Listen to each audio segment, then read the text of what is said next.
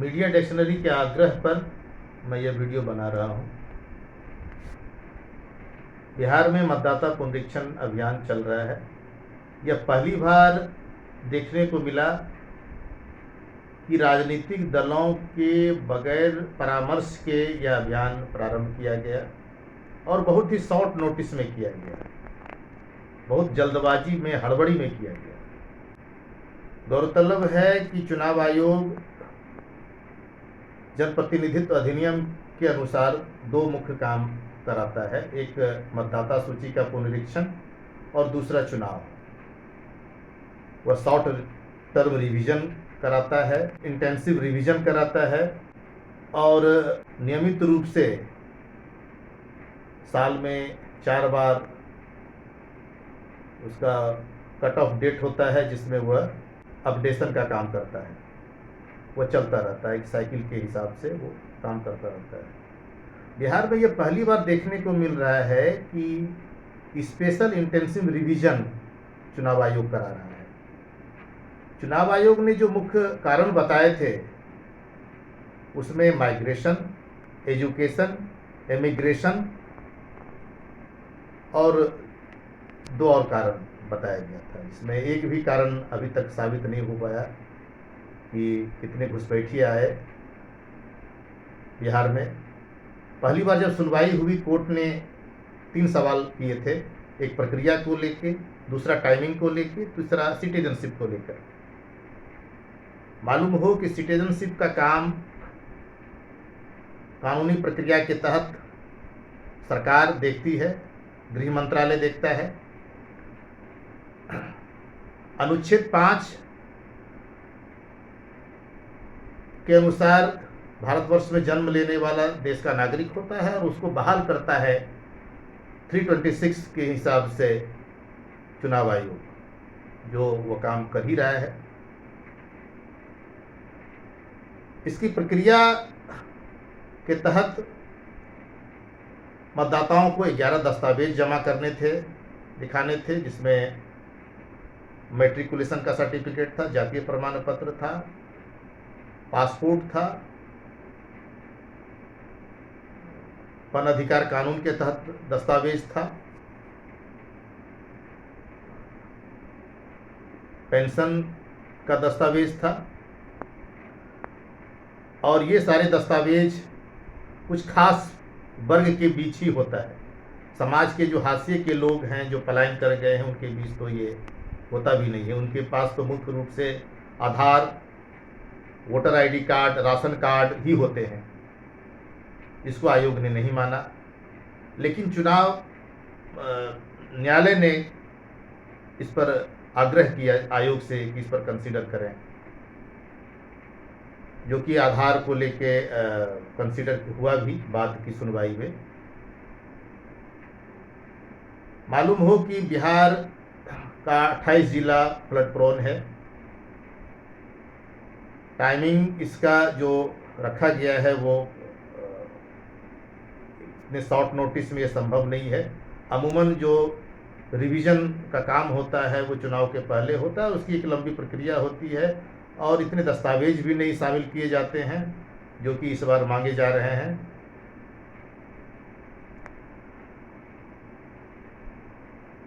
Court के हस्तक्षेप के बाद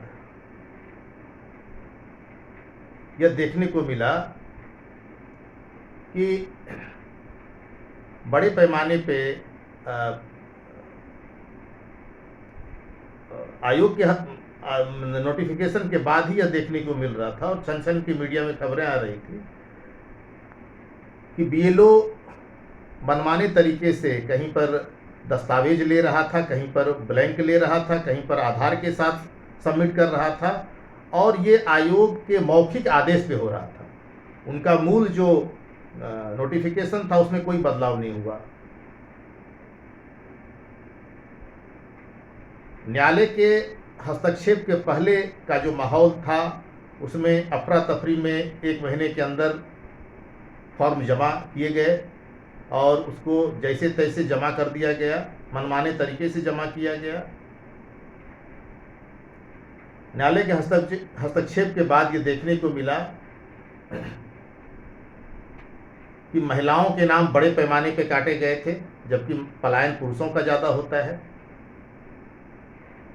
जानकारी के लिए मैं बता दूं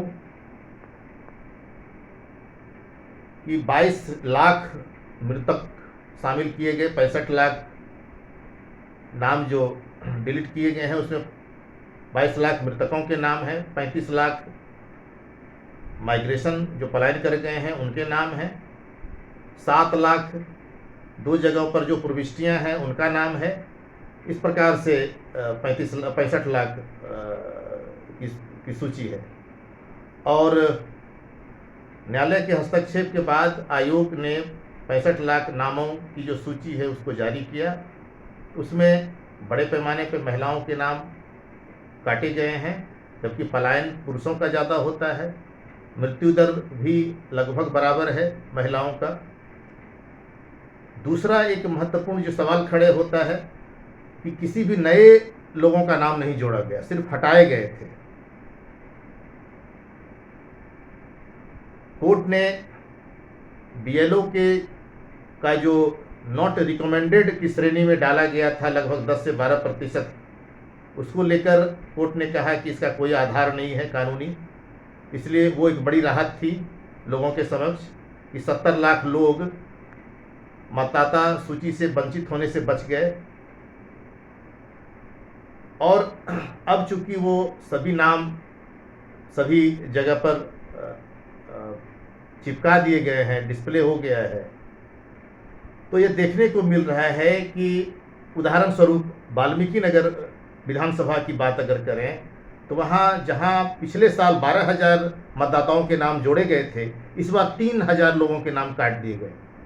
मधुबनी, पटना और एक और जिला है वहाँ पर लगभग 10 लाख से अधिक लोगों के नाम काटे गए। उसमें कांटे की टक्कर एनडीए और महागठबंधन के बीच थी। और मालूम हो कि पिछला जो विधानसभा था उसमें 125 एनडीए के खाते में है और 110 महागठबंधन के खाते में है।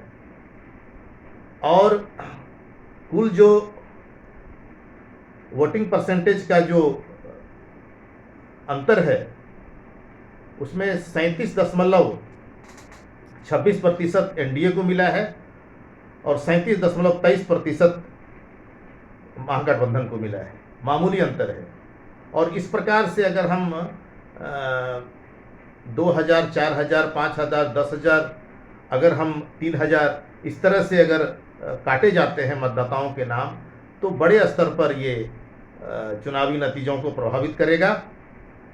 और यह उस समय हो रहा है जब विधानसभा का चुनाव निकट है और इसके पहले महाराष्ट्र और हरियाणा में इस तरह की घटनाएं हो गई है। और हम अगर इसके अतीत में जाएं तो चुनाव आयोग की स्वायत्तता को कम करने के लिए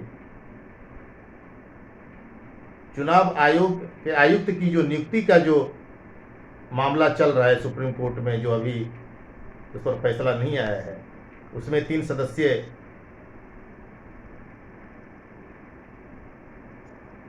नियुक्ति को लेकर जो मामला है उसमें प्रधानमंत्री, एलओपी और एक मंत्री को रखा गया है, जबकि उसमें पहले चीफ जस्टिस हुआ करते थे। तो उससे इसकी स्वायत्तता से जोड़ के हम देखते हैं। और इस प्रकार से चुनाव आयोग का जो साख है वो गिरा है और आयोग को अपने साख पर गौर करना चाहिए, ध्यान देना चाहिए।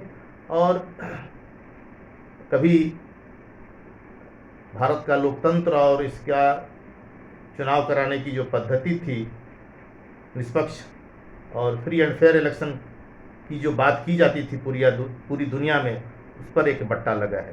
धन्यवाद।